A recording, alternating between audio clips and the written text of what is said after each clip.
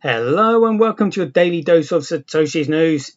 Today's date is Friday, the 11th of July, 2025, the year BSV comes alive.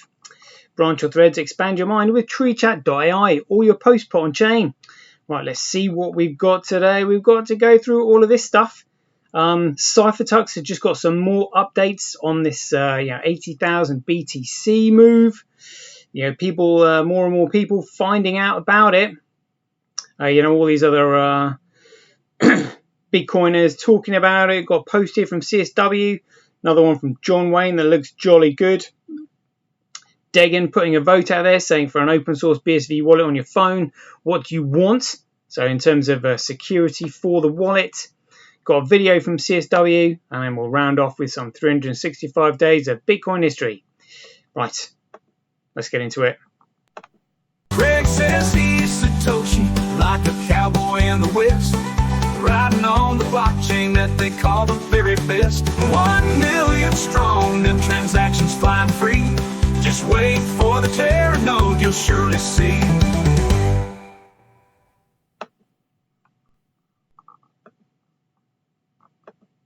Here we go. All right, doing it on my laptop. So if there are a few mistakes, that's why. Right, Cyphertux says here.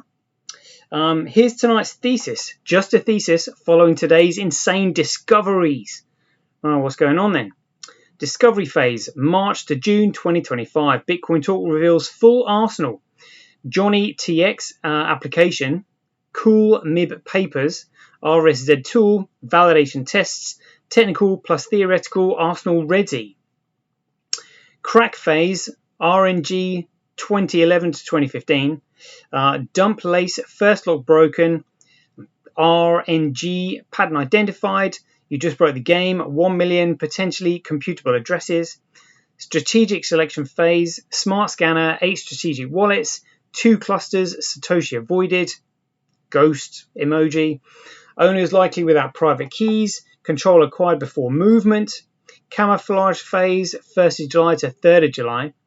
Spam op return to muddy the waters. Goal, hide true nature plus create legal cover. Make it look like a real OG reclaiming funds. Law, only credible defense. My wallet.dat was cracked in court. Panel discovery phase, July 1st afternoon. Jim R asks question on Bitcoin Talk. Timing same day as spam starts, probably after receiving message. Smart move, just like I did this morning. Discovery that changes everything. Execution phase, 4th of July, Independence Day. Symbolic choice of 4th of July. Psychological strategy, make it look like a real OG panicked and reclaimed funds quickly. Market remains stable due to tether printing. No panic due to tether printing. Only me investigating. Avoidance of Satoshi wallets too sensitive. Full awareness of media implications. Again, cabal going absolutely crazy. Major technical innovation. First industrial hack via broken RNG pattern. I don't think so. Like PS3. ECDSA, impossible real, blend of technical, legal, psychological sophistication, perfect camouflage as a legitimate recovery, impact and revelation, $8 billion decent, discreetly recovered, 90-day countdown started. He's saying that he's the only one to track the mystery. Jim R's first synchronous alert, Bitcoin Talk smoking gun of premeditation. Ultimate sophistication, triple camouflage, technical spam, legal my funds, psychological panicking OG, cluster selection was calculated, American Independence Day equals pure genius, muddying the waters, successful, only detective left in the story, yours truly, so he's saying he's the only one doing it. A bull run will likely be triggered in the next 90 days, nothing to see here, move along. After October 5th, expect a legendary dump. Oof. And spectacular movements. Why? Because other teams or individuals will also succeed, and I believe they know it. The OGs of Bitcoin in complete radio silence have understood everything. I may have uncovered the most sophisticated hack in Bitcoin history. Don't think so, mate. This remains a thesis, but one that makes a ton of elements finally coherent. Just know that.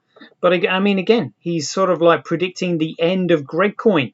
Massive dump after 5th of October. Is that what's going to happen? Because it looks like the market is rallying somewhat, like crazy. In fact, I wasn't going to look at the charts, but we kind of need to actually. Let's have a quick look on Coin Watch to see what is going on. All right, so we got Bitcoin at $26. So it's kind of like traveling sideways. On Orange Gateway, it was moving up yesterday, but then the rest of the market absolutely shot up. Yeah, look, 7 days. Let's have a look at the coins here. Overall market cap 3.6 trillion. Look at that. BTC, another all-time high, $117,000. You know, I mean, this has been predicted by future forecasts and stuff like that. XRP going up, $2.70. Ethereum almost $3,000 again. Okay, that whole market rallying. Let's see what even B crash sort of doing. So 9.4%. You know, BTC 3.7%, ETH 5.8%, XRP 11.4%. All right, let's see what that looks like in comparison to Bitcoin. Is it even going to be on this page? So 200 coins per page. Here we go, because it might be out of the 100s. Oh, 103. Would you believe it? Just up 3% there. But you know, just to point out here, BSV moved first. Look at this. This is really quite interesting. We'll bring up DXS app as well, I think, to be honest. Let's have a quick look at that one. Because you can see it, we can also see it on there too. Oh, look at that. BSV and Orange Gateway creeping up. 24-hour high, $28.58. That went up. But if we actually have a look, this is the more interesting one.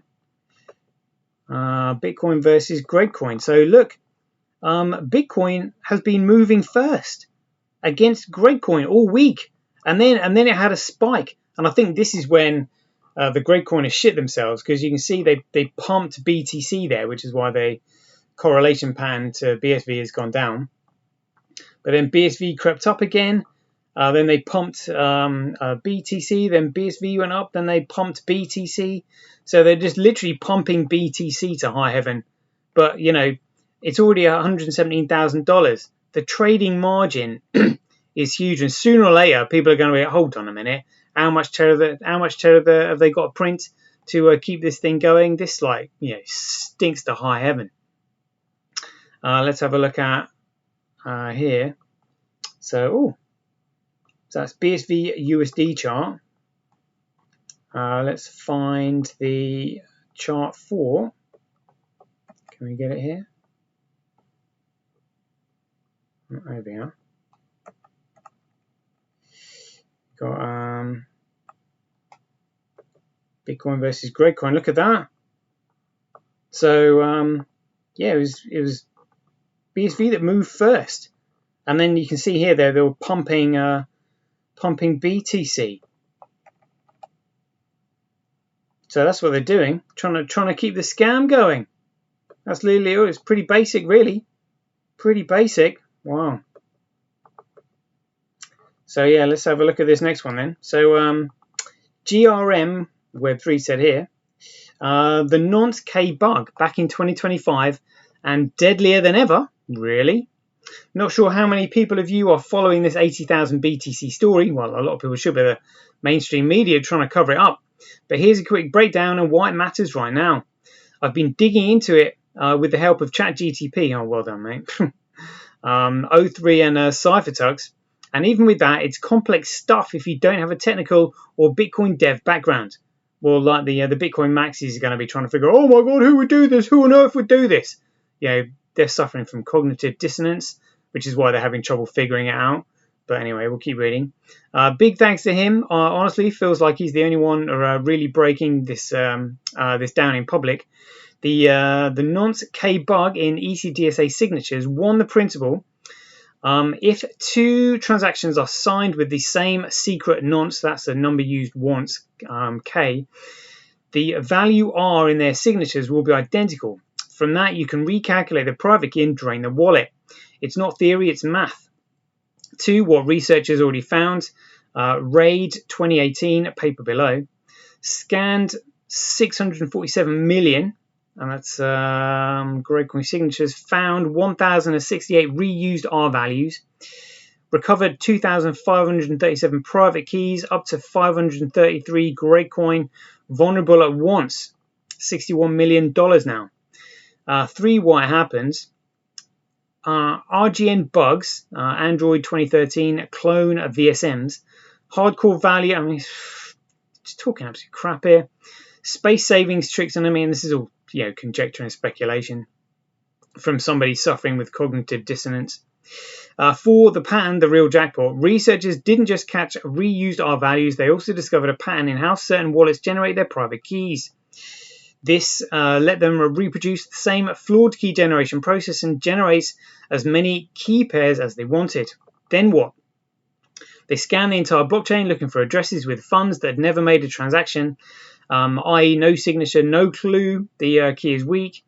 That's the gold mine. Sleeping wallets and look untouched, but are secretly predictable, and if those ever try to spend, the keys can be recovered instantly. This opens the door to mass-scale key farming. Really? Targeting wallets that no one suspected were vulnerable. 5. How the exploit works today. AI-driven. Oh, you're reaching now, mate. AI-driven bot monitoring the mempool. Yeah, that's right, mate.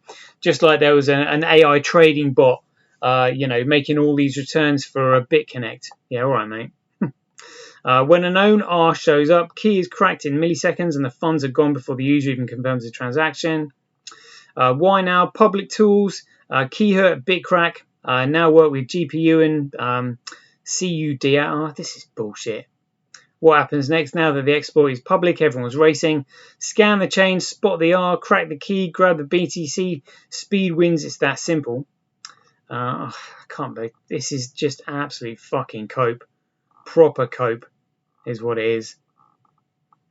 Yeah, suggesting that somebody's like, stealing the funds. It's just cope from the BTC maxis, who literally have no clue about who Satoshi is, even though we're in 2025 and we've got all the technology, and Bitcoin, the Genesis block was started in 2009. Can't find who Satoshi is, despite the fact that Gizmodo and Wired magazine pointed the finger with all the evidence that it was Craig Wright. The Australian Tax Office went after Craig Wright. The BBC said it was Craig Wright. The Economist magazine said it was Craig Wright. Gavin Andresen, who started the Bitcoin Foundation with John Matonis, the very first foundation in the world in 2012, said it was Craig Wright. But nah, not him. Honestly, it's pure cope from these shitcoiners. Anyway, let's see what Justin Bone says. BTC went from freedom money to an elitist meme coin. We fought to preserve BTC's original design and failed. I'm so sorry, as the idea of Bitcoin is great. Now BTC security is falling, and scarcity is no longer guaranteed. Again, because you've got the likes of Peter Todd, who are the other douchebags, Andreas Antonopoulos, always saying, it doesn't really matter about, keeping the fixed supply anymore. We can just add inflation. It's fine. You need to protect $1 trillion asset. No one's going to be bothered about inflation. Well, who's adding it then? Who's adding to the supply? Changing the fundamental value of it. Oh, yeah, I'm not really good about that. It's all the BTC lot. Code and maths do not lie. The collapse is inevitable. We must prioritize the truth, whether we like it or not.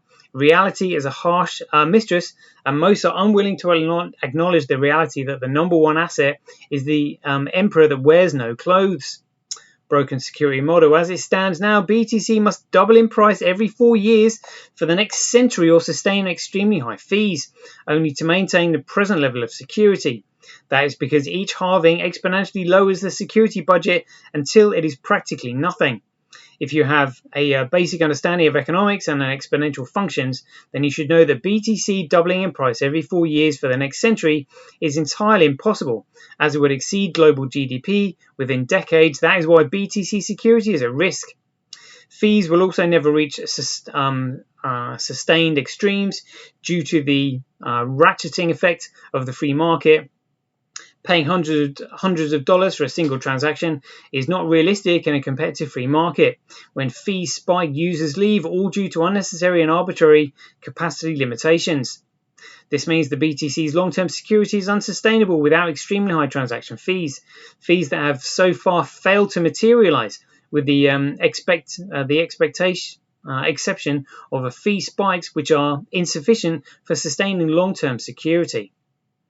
That is why the security of BTC will inevitably continue to decrease until it becomes profitable to attack. This is also how we know the approximate timeline for the coming collapse of 7 to 11 years. It will be before that, mate, because we've got the next halving is going to be down to 1.12, something like that, 1.05. As it's based over on the halving cycles. In other words, BTC will collapse within 2 to 3 halvings from now. Before that, mate. However, this crisis could also be triggered before the time, especially as what I'm explaining here becomes more widely known. Other parties are likely going to attempt to front-run this event too. Yeah, that's very true. They will do that, which makes every attempt at at timing and exit a very dangerous game. Yep, musical chairs. Measuring security.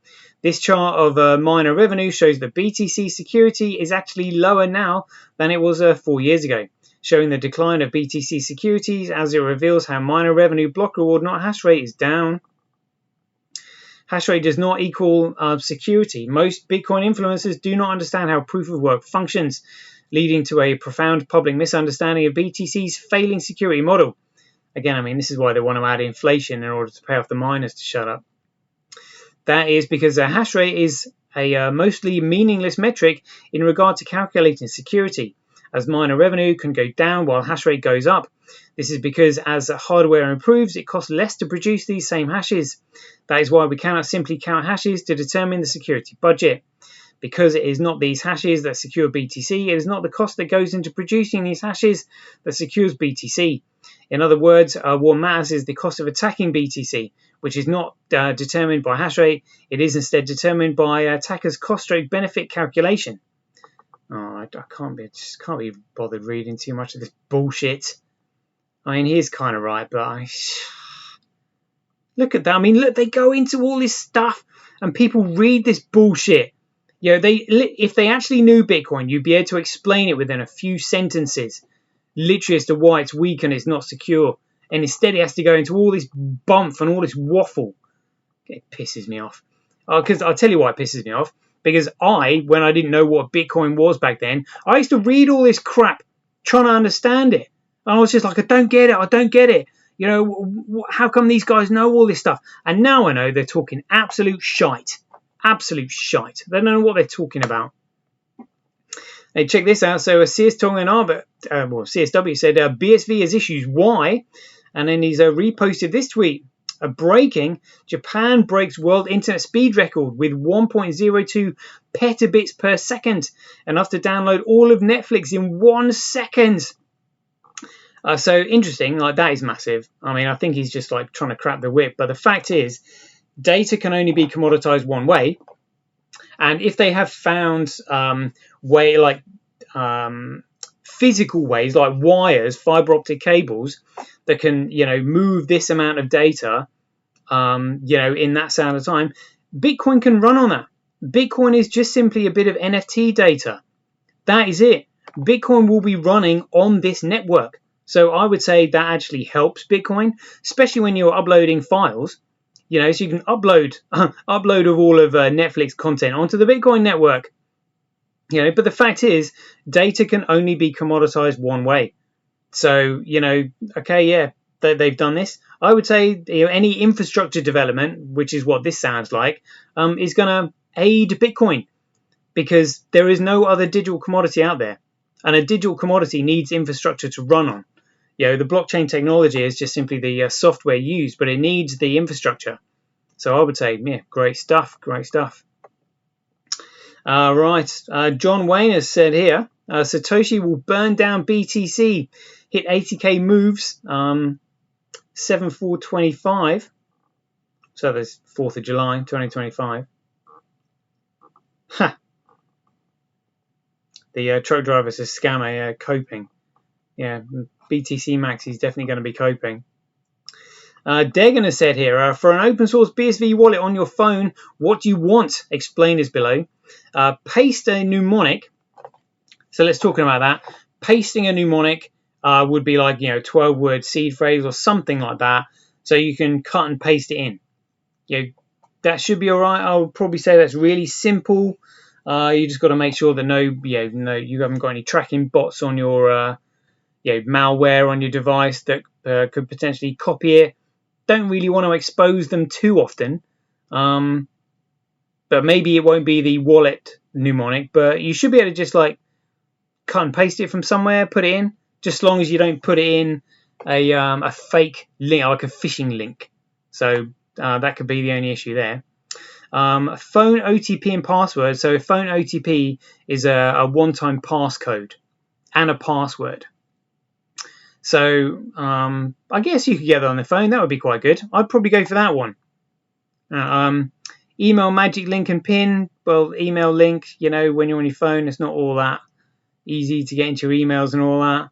And scan Shamara slices. I mean, again, I have looked into Shamir slices. Cutting a secret key, using bits of it. I'm going to go for one-time passcode and password on that one. Hey! So we're at 37.2 on that one. Yeah. All right, everyone else can have their vote. Good stuff.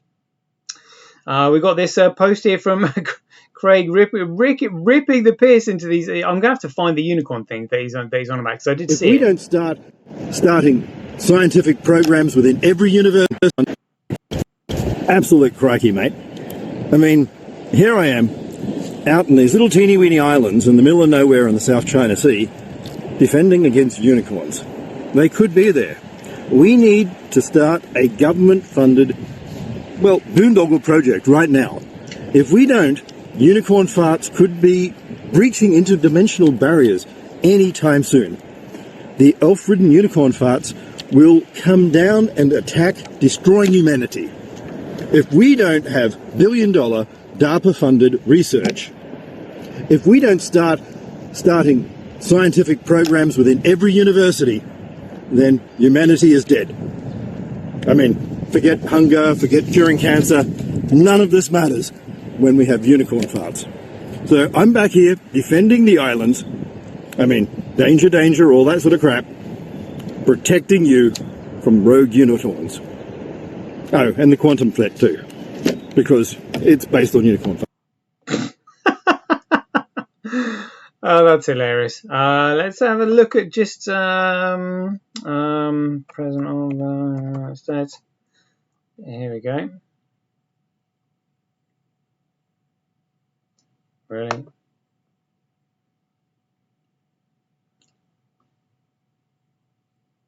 $3.4 million followers. What was this about?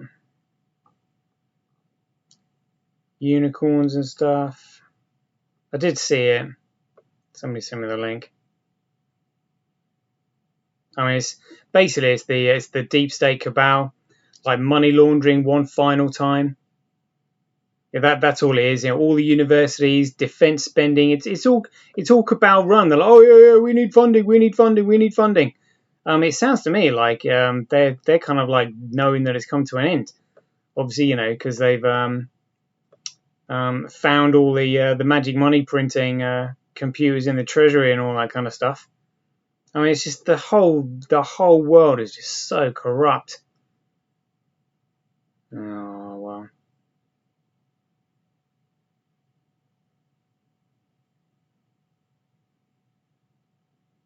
I'll have to find it tomorrow. Anyway, there we go. Check it out. So the 11th of July, 2010. Bitcoin posted on Slashdot.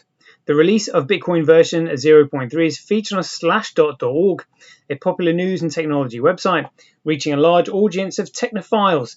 The article brings many newly interested people on board, driving the exchange value of a single Bitcoin up nearly tenfold from approximately, crikey, that's an eighth of a cent to 8 cents in just 5 days. So this was the slashdot.org story. And this was when Greg Garzik first saw it. And this is what he said. So he's the founder of Dovigan Space Systems. He said, when I first heard about Bitcoin, I thought it was impossible. How can you have a purely digital currency? Can't I just copy your hard drive and have your Bitcoins? I didn't understand how that could be done. And then I looked into it and it was brilliant. I mean, that's an epic tweet, that one. An absolute epic tweet. And that was the, what's that, the 15-year anniversary of that? Yeah, 11th of July 2010, 15 years ago he said that. Brilliant. The 11th of July 2011, we've got some Bitcoin talk there. The 11th of July 2019, President Trump comments on Bitcoin. In a series of tweets, Trump expanded on his thoughts on crypto, saying he's not a fan of Bitcoin. But tomorrow, check it out. We've got audience member Christian Laglis holds a buy Bitcoin sign during Janet Yellen testimony.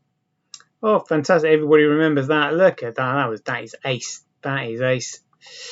Right, there we go. We shall leave it there. Hope you enjoyed it. Just a quick one today because got to roll. But yeah, hope you enjoyed it. And as ever, be aware, take care, stay safe out there, and we'll see you in the next one. The king still has one more move.